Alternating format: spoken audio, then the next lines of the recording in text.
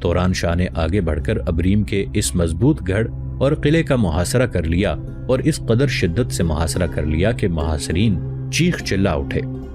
پھر توران شاہ اس زور سے حملہ آور ہوا کہ ان کا محاصرہ توڑتے ہوئے وہ ابریم میں داخل ہوا اور جس قدر باغی تھے ان کا خاتمہ کر دیا گیا۔ اس طرح صلاح الدین کے بھائی شمس الدین توران شاہ نے حبشیوں کی بغاوت کو کامیابی کے ساتھ ناکام کر دیا۔ لیکن جن دنوں حبشیوں کی سرکوبی کی جا رہی تھی ان دنوں صلیبیوں کا لشکر متحد ہو چکا تھا اور مصر پر ضرب لگانے کے لیے پیش قدمی کرنے والا تھا۔ کہتے ہیں کہ 569 ہجری کو عید الفطر کے روز سلطان نور الدین زنگی غربا اور مساکین میں خیرات اور صدقہ اور مستحقین کی مدد کرنے کے بعد عید کی نماز ادا کرنے کے لیے گیا، اور یہ سلطان نور الدین زنگی کی آخری عید الفطر تھی۔ مورخین لکھتے ہیں کہ سلطان کے لشکریوں کے قاضی شمس الدین نے عید پڑھائی۔ اس کے بعد سلطان دمشق کے میدان اخضر میں چوگان کھیلنے گیا۔ ایک امیر نے سلطان کو مخاطب کرتے ہوئے کہا، سلطان محترم، یہ کتنا بابرکت دن ہے کہ آج ہم سب اس میدان میں جمع ہیں، لیکن خدا معلوم آئندہ سال ہم یہاں ہوں گے بھی یا نہیں۔ اس پر سلطان نے مسکراتے ہوئے کہا کہ سال تو بڑا لمبا عرصہ ہے میرے عزیز، ہم تو یہ بھی نہیں کہہ سکتے کہ 1 مہینے کے بعد ہم یہاں جمع ہو سکیں گے یا نہیں۔ شاید 1 مہینے کے یہ الفاظ قدرت ان کے منہ سے خود نکلوا رہی تھی، اس لیے کہ چند دن بعد سلطان کے گلے میں معمولی تکلیف ہوئی، پھر بڑھتے بڑھتے خناک کی صورت اختیار کر گئی۔ طبیبوں نے علاج شروع کیا لیکن کوئی افاقہ نہ ہوا۔ اسی دوران صلیبی ایک بہت بڑا لشکر جمع کر چکے تھے اور مصر پر حملہ آور ہونے کے لیے کوچ کی تیاری کر رہے تھے۔ انہیں سلطان نور الدین زنگی کے علیل ہونے کی خبر بھی مل گئی تھی، جس پر وہ اور زیادہ سیر اور شیر ہو گئے تھے، اس بنا پر کہ ان کے لشکر نے مصر کی طرف کوچ کیا۔ سلطان بے شک بیمار تھا لیکن اس نے اس موقع پر لشکر کو تیار کیا۔ لشکر کی کمانداری مجدد الدین کو سونپی گئی، بڑے بڑے سالار اس کی کمانداری میں دیے گئے۔ اس طرح صلیبیوں کے اس لشکر کی راہ روکنے کے لیے مجدد الدین اپنے لشکر کے ساتھ کوچ کر گیا تھا۔ مجدد الدین چاہتا تھا کہ مصر کی حدود سے بہت دور صلیبیوں کے اس لشکر کو جا لے۔ ایسے ہی ہوا۔ اس نے بڑی برق رفتاری سے سفر کیا اور مصر کی سرزمین سے دور کھلے میدانوں میں صلیبی لشکر کی راہ روک کر کھڑا ہوا۔ سب سے پہلے مجدد الدین نے اپنے لشکر کی صفیں درست کی، اپنے لشکر کو 3 حصوں میں تقسیم کیا۔ وسطی حصے میں خود رہا، ساتھ اس نے اپنے بھائی شمس الدین کو رکھا۔ لشکر کے دائیں حصے کی کمانداری خلتخ کر رہا تھا، اس کے نائب کی حیثیت سے نجم الدین اس کے ساتھ تھا۔ لشکر کے بائیں حصے پر اسامہ بن مرشد سالار تھا، جبکہ قطب الدین اس کے نائب کی حیثیت سے کام کر رہا تھا۔ لشکر کی صفیں جب درست ہو چکی تب سارے سالار مجدد الدین کے کہنے پر اس کے قریب جمع ہوئے اور وہ انہیں مخاطب کر کے کہنے لگا، میرے عزیزو، آج ہمارا رہنما، ہمارا خضر ہمارے ساتھ نہیں ہے، بیمار ہے، میرا اللہ اسے شفا دے۔ ہمارا جنگ کرنے کا طریقہ وہی ہوگا جو پہلے سلطان کا ہوا کرتا تھا۔ یاد رکھو، اسے اپنی زندگی کی سب سے اہم اور آخری جنگ سمجھ کر لڑنا ہے۔ اگر آج ہم نے ان صلیبیوں کو شکست دے دی تو یاد رکھنا، یہ بہت سوچ بچار کے بعد آئندہ ہمارے خلاف اٹھنے کی کوشش کریں گے۔ یہاں تک کہتے کہتے مجدد الدین خاموش ہو گیا، اس لیے کہ صلیبیوں کے لشکر میں طبل اور نفیریاں بجنے لگی تھیں، لہٰذا اپنے سالاروں کو مخاطب کرنے کے بجائے وہ دشمن کے لشکر کی طرف دیکھنے لگا تھا۔ دشمن کے لشکر میں ایک قیامت خیز سی ہلچل برپا تھی۔ اس موقع پر چند لمحوں کے لیے دشمن کے لشکر کو دیکھنے کے بعد مجدد الدین کی نگاہیں لمحہ بھر کے لیے آسمان کی طرف اٹھ گئیں، پھر گھوڑے پر بیٹھے ہی بیٹھے سجدے کے انداز میں اس کا سر اپنی زین کے ہننے پر جھک گیا تھا۔ پھر وہ دعا مانگ رہا تھا، جبکہ اس کے ارد گرد کھڑے سارے سالار اس کے دعائیہ الفاظ کو سن رہے تھے۔ وہ کہہ رہا تھا، اے خدائے مہربان، تیرے ہی حکم سے شفق آسمان کی بے گوئی سے گلے ملتی ہے، تیرے ہی حکم سے سردی کے برفانی جنگ میں برف سے ڈھکی وادیوں کے اندر بے برگ و بار درخت پتوں کا لباس پہنتے ہیں، خشک گھاس ہریالی کو گلے لگاتی ہے، پھولوں کی گہرائی میں خوشبوئیں اترتی ہیں، سورج کی شعائیں بادلوں کو رنگین کر جاتی ہیں۔ میرے اللہ، تو ہی اپنے امر سے موجوں کو شور بشرف اور کڑک عطا کرتا ہے، زندگی کی تہوں میں حسن و فرحت پوشیدہ کرتا ہے، تیرے ہی فرمان کی وجہ سے رات اپنی تاریکیوں کے ساتھ نزول کرتی ہے، سحر فطرت کے گیت گاتے ہوئے نمودار ہوتی ہے، تیرے ہی کہنے پر بادلوں کے تاریک وزنی ٹکڑے ہواؤں کے دوش پر سوار ہوتے ہیں۔ میرے اللہ، میرے مالک، قلزموں کے بکھرتے زرد صحراؤں کی تپتی ریت، زمین کے ذرے ذرے، دریاؤں کے قطرے قطرے، نگاہوں کی وسعتوں، ذہن کی کشادگیوں، برق کی کڑک، زلزلوں کی دھمک میں تیری ہی سنائی، تیری ہی قدرت پنہا ہے۔ میرے اللہ، اس پیمانہ مشیت میں تو ہی مکان کو لامکاں، تو ہی ستاروں کو کہکشاں، تو ہی ذرے کو صحرا، تو ہی قطرے کو سمندر کرتا ہے۔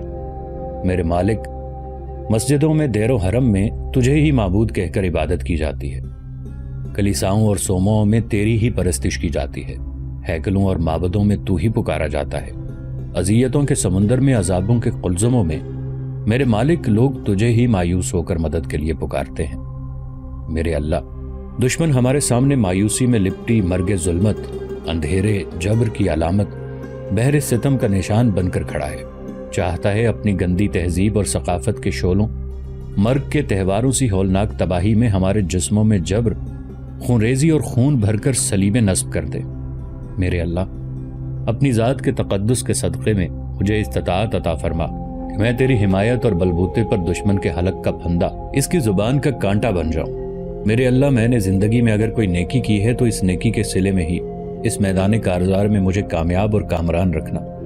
میرے اللہ، میرے رسول کے تقدس کے صدقے میں صدیق کی صدیقیت، فاروق کے عدل، عثمان کی حیا اور علی کی شجاعت اور جامع مردی کے صدقے میں میرے اللہ دشمنوں کے مقابلے میں مجھے اسلامی احیا کی لہروں، روشنی کے سفیروں جیسا کامیاب، کرنوں کے فقیوں، حقائق آشنا لمحوں اور صبح درخشاں جیسا فوزمند رکھنا۔ یہاں تک کہنے کے بعد مجدد الدین نے اپنا سر اوپر اٹھا لیا تھا۔ اس کے ارد گرد کھڑے سارے سالاروں کی آنکھیں نم ہو چکی تھیں۔ سب نے دیکھا اپنے سینے پر سر اٹھانے کے بعد اس کی آنکھیں مجدد الدین کی چھاتی بن گئی تھیں اور وہ دشمن کے لشکر کی طرف دیکھنے لگا تھا۔ اس موقع پر اس کی آنکھوں میں قضا کے سائبانوں جیسی چمک اور چہرے پر اجل کے کاروانوں کے سالار جیسی غضبناکی چھا گئی تھی۔ پھر اپنے سالاروں کی طرف دیکھے بغیر اس نے بلند آواز میں انہیں اپنے اپنے لشکر کے سامنے چلے جانے کا حکم دے دیا۔ یہ حکم سنتے ہی خلتخ، نجم الدین، اسامہ بن مرشد اور قطب الدین اپنے اپنے حصے کے لشکر کے سامنے چلے گئے۔ پھر مجدد الدین نے تیز انداز میں تکبیر بلند کی اور اس کے جواب میں اس کے لشکریوں نے ایسے پرجوش انداز میں تکبیریں بلند کیں کہ تکبیروں کی آوازیں یوں بلند ہو کر سنائی دیں جیسے وہ کوہ دمن کو ہلا کر رکھ دیں۔ پھر مجدد الدین نے اپنے کام کی ابتدا کی۔ لشکر کو اس نے آگے بڑھایا۔ پھر وہ صلیبیوں پر خد و خال اور اعضاء پر مدقوق کیفیت طاری کرنے والے موسم سرما کے سرد قہر آلود جھکڑوں میں، دشت ویران میں بدی کی تحریکوں کو ریت پر لکھی تحریروں کی طرح مٹا دینے والے، ہواؤں کے تیز کھولتے سفر، آفاق کے اسرار میں خوابوں کو ادھورا، تعبیروں کو بانج اور منجمد کر دینے والے، فوق العارت قہرمانیوں کے مد و جزر کی طرح حملہ آور ہو گیا تھا۔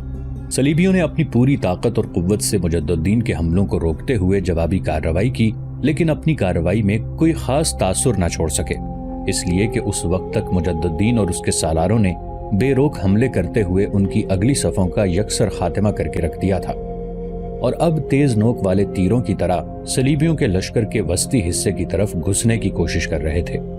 پھر صلیبی سالاروں نے دیکھا کہ ان کے وسط میں پہنچ کر مجدد الدین اپنے لشکریوں کو مخاطب کرتے ہوئے بلند آواز میں کہہ رہا تھا: رب قادر قدوس کی عبادت کرنے والوں، رسول خاتم کی آن کے پاسبانوں، ابو بکر کی راست گوئی، عمر کی معدلت، عثمان کی غم گساری، علی کی سادگی اور فرما برداری کے وارثوں، کن کے جگرداروں، قافلہ رفتگان، بدر و حنین یرموک کے واحد کی ہمت، بخت بلند کے رکھوالوں، دشمن کی اگلی صفوں کا خاتمہ کرنے کے بعد اب دشمن کے وسط تک تم پہنچ چکے ہو اور ان کی حالت ٹوٹے پیالے، کرچی کرچی جام جیسی کر کے رکھ دو۔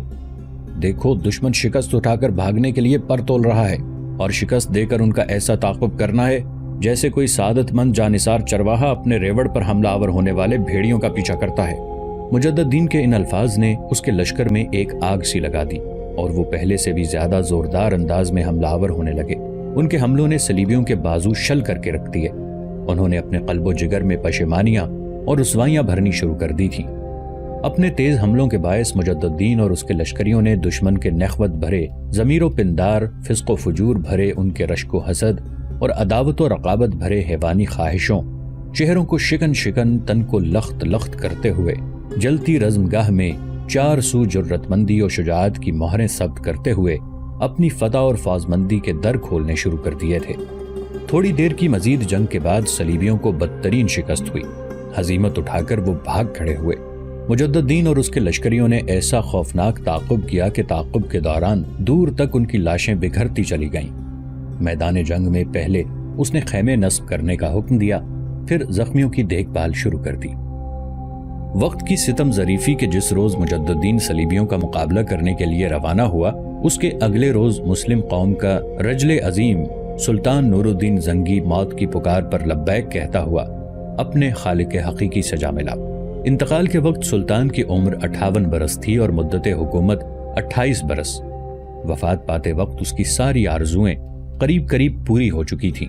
صلیبیوں کو اس نے ارض شام سے نکال دیا تھا، مصر کو وہ اپنے زیر اقتدار لا چکا تھا۔ صرف ایک آرزو باقی تھی کہ وہ بیت المقدس کو نصرانیوں کے پنجے سے چھڑائے، اور یہ حسرت وہ اپنے دل میں لے کر کوچ کر گیا۔ سلطان کی میت کو دمشق علماء اور صلحاء نے غسل دیا، اور پھر رزق حلال سے تیار کیے ہوئے پاک کپڑے سے اسے کفنایا گیا۔ لوگوں کے دکھ اور رنج اور افسوس کا یہ عالم تھا کہ کوئی اس کا منہ دیکھنے کی تاب نہ رکھتا تھا۔ اس کا جنازہ جب اٹھایا گیا تب ہر طرف نالہ و شیون، رونے اور آہوزاری کرنے کی آوازیں بلند ہونا شروع ہو گئی تھیں۔ دمشق اور اس کے گرد و نواح میں لوگوں کا اس قدر ازدحام تھا کہ اس سے پہلے کبھی دیکھنے میں نہیں آیا تھا۔ لوگ جوق در جوق، انبوہ در انبوہ آتے اور میدان اخضر میں نماز جنازہ پڑھتے۔ اسی طرح سلطان پر کئی جگہ نماز جنازہ پڑھی گئی۔ پھر میت کو مدرسہ نوریہ میں لایا گیا، جو سلطان نے سفر آخرت سے پہلے اپنی نگرانی میں نہایت اہتمام سے بنایا تھا۔ اس جگہ لوگوں نے اس کی آخری آرامگاہ تیار کی اور ملت اسلامیہ کے اس فرزند جلیل کو وہاں سپرد خاک کر دیا گیا۔ سلطان کی وفات کا دن دمشق میں قیامت کا دن تھا۔ اس کی رحلت اہل دمشق پر بجلی اور برق بن کر گری اور ہر ایک کے دل میں صبر و ضبط کو خاک کرتی چلی گئی۔ اکثر لوگ سلطان کی رحلت پر دھاڑے مار مار کر رونے لگے تھے اور کئی افراط علم سے بے ہوش ہو گئے تھے۔ دمشق کا چپا چپا شور محشر کا نمونہ پیش کر رہا تھا۔ عالم اسلام میں یہ خبر پھیلی تو ہر طرف ماتم برپا ہو گیا اور مسلمانوں کی نظروں میں دنیا تاریک ہوتی دکھائی دی۔ خلیفہ بغداد اور مصر میں صلاح الدین کو جب یہ خبر ملی تو وہ بے اختیار رو دیے اور سلطان کے بیٹے کے علاوہ دمشق کے امراء کو دردناک اذیتی خطوط لکھے۔ سلطان نور الدین زنگی کا مزار آج بھی دمشق کے بازار شوق الخیاطین میں مرجع خاص و عام ہے۔ صلیبیوں کو شکست دینے کے بعد مجدد الدین نے اپنے لشکر کے ساتھ ایک شب وہیں قیام کیا۔ اگلے روز جس وقت وہ وہاں سے دمشق آیا تو قاصد وہاں پہنچے اور انہوں نے سلطان کی رحلت کر جانے کی خبر سنائی۔ یہ ہولناک خبر سنتے ہی مجدد الدین کے علاوہ سارے سالاروں کی آنکھیں نمناک ہو گئی تھیں۔ سب رو دیے تھے۔ لشکر کے اندر ہچکیوں اور سسکیوں کا ایک طوفان اٹھ کھڑا ہوا تھا۔ پھر لشکر نے وہاں سے کوچ کیا۔ جس وقت لشکر دمشق کی طرف جا رہا تھا سب سے آگے مجدد الدین تھا، اس کے پیچھے خلتخ، شمس الدین، نجم الدین، اسامہ بن مرشد اور قطب الدین تھے، اور پیچھے پورا لشکر سفر کر رہا تھا۔ پورے لشکر میں خاموشی تھی، صرف گھوڑوں کے گردن سے بندھی جرس کی آوازیں یا ہچکیوں اور سسکیوں کی صدائیں لشکر کے اندر سنائی دیتی تھیں۔ ایسے میں لشکر کے اندر جو مفتی تھا وہ بڑے دلسوز آواز میں کہہ رہا تھا، ہمارا سلطان تو ہمارا مہربان آقا اور جانثار ساتھی تھا۔ موت کے بے کنار سایوں، حبابوں کی طرح اٹھنے والے بغاوت کے شعلوں کے سامنے مسلمان قوم کی رگوں کا متحرک خون تھا، ملت کی فتح مندیوں کا سہاگ تھا۔ گو کائنات کی ہر شے کو ختم ہو جانا ہے، لا فنا صرف میرے رب کی ذات ہے، پھر بھی اے ہمارے مہربان سلطان، ہم تمہیں کبھی بھول نہ سکیں گے۔ صلیبیوں کے آگ و خون کے آشوب، ان کے گھناؤنے مقاصد، ان کی مکروہ خواہشوں کے سامنے تو اپنے آبا کے کارناموں کی درخشانی، بسم کر دینے والے جوالا مکھی، سرفروشوں کی سرفراز کرتی سعی اور روحوں کی شادابی تھا، دشمن کو پابند سلاسل کرنے والا، ہمارے لیے ایک قلعہ شکن گزر تھا، تو ہمارے گھروں کی برکت اور ہمارے وجد و حوصلوں کا امین تھا۔ یہاں تک کہنے کے بعد اس مفتی کی آواز آنی بند ہو گئی تھی، اس لیے کہ اس کی آواز سے لگتا تھا کہ وہ خود بھی دھاڑے مار مار کر رو رہا ہو۔ اس کے اس انداز پر لشکر میں آہوں اور سسکیوں کی آواز اور زیادہ گہری اور بلند ہو گئی تھی۔ لشکر کے آگے آگے سفر کرنے والے مجدد الدین کی آنکھوں سے آنسو رواں تھے، اور اس کے پیچھے جتنے سالار تھے ان کی آنکھیں بھی بارش کی طرح برس رہی تھیں۔ یہاں تک کہ مفتی نے پھر کہنا شروع کیا، تیرے بعد ہماری حالت تنگ و تاریک زندان، شب کی خاموش فضاؤں میں زندگی کی قید و بند کے آزاد ساحلوں سے نا آشنا، سمندروں کی لہروں سے بھی ہولناک اور بدتر ہوگی۔ ہم تم سے تمہاری ذات کے اندر صفات سے محبت کرتے تھے، تو ہماری آنکھوں، ہمارے آدرشوں کا نصف نہار تھا، تیری بولتی خاموش آنکھیں، تیرا جلال آگیں چہرہ دشمن پر ایسا خوف، ایسی وحشت طاری کرتا تھا جیسے سورج کی شعاؤں سے بادل رنگین ہو جاتے ہیں۔ دشمن کی بے دینی اور ظلم کے سامنے تو ہمارا مستحکم قلعہ، ناقابل تسخیر برج تھا۔ ہمارے ہاتھوں میں تو صلیبیوں کو درست کر دینے والا آہنی اور طلسمی عصا تھا۔ تیرے بعد ہماری کامیابیاں خاک آلود، ہماری سرفرازیاں راکھ ہو جائیں گی۔ ہاں، تو ہماری جرت مندی، ہماری سرفروشی کی کتھا تھا، ہماری جانثاری کا ایک سنہرا باب تھا۔